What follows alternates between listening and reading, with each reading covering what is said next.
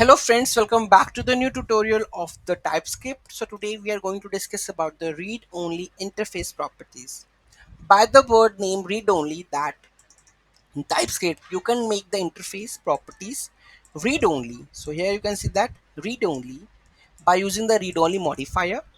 This indicates that once an object is created, so once it's created based on the interface, the read-only properties cannot be modified. This helps to enforce immutability for the specific properties. So okay, so here you can see that we have an interface point. Okay, so we have send the points parameters x5 y10.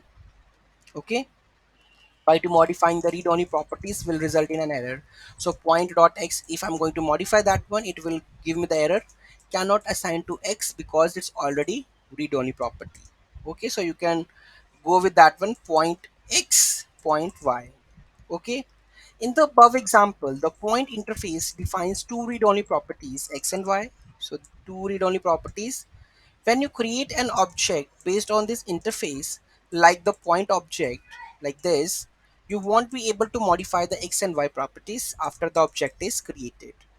Using read-only properties can help to ensure that the certain values remains unchanged once they are assigned. Once they are assigned, they cannot be changed, which is specially useful for the cases where you want to prevent accidental modifications. Okay, so this is the read-only interface properties. So you can use if you want. Okay, so any doubt, any query in that, do let me know in the comment section. Thank you so much for watching this video. Have a great day.